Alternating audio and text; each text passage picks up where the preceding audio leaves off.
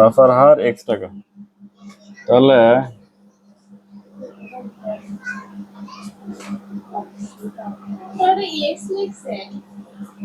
100 টাকার 1 বছরের মুনাফা এক্স টাকা। প্রশ্ন টাকার 1 বছরের মুনাফা এক্স নিচে 100টা চলে আসে।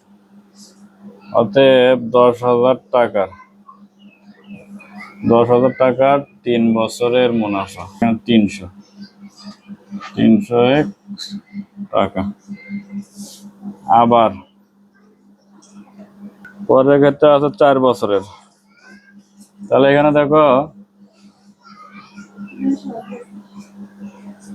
100 টাকার 1 বছরের মুনাফা আবার এক্স টাকা। 1 টাকার 1 বছরের মুনাফা, তারপর দেওয়া আছে 15,000 টাকার 4 বছরের মুনাফা। 15,000 টাকার 4 বছরের মুনাফা।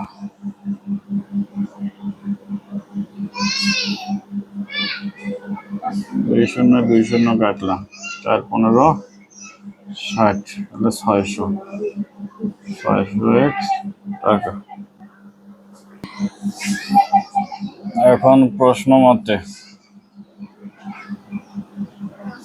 দুইটা আমরা এখানে লাভ বের করলাম না, 300 এক্স টাকা বের করলাম এক জায়গার ক্ষেত্রে মুনাফা, আর এক জায়গার ক্ষেত্রে মুনাফা 600 এক্স। আর প্রশ্নে বলা আছে মোট মুনাফা দেন হচ্ছে 9,900 টাকা।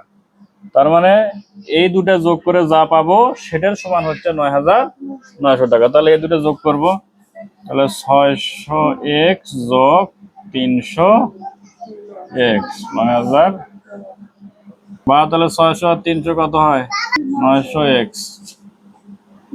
তাহলে এই 2 শূন্য কাটলাম, 9 দিয়ে 99 ভাগ করলে 11, বা এক্স ইকুয়াল 11। এক্স এর মান তো বের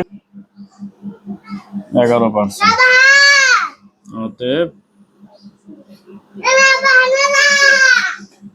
মুনাফার হার এক সমান 11%।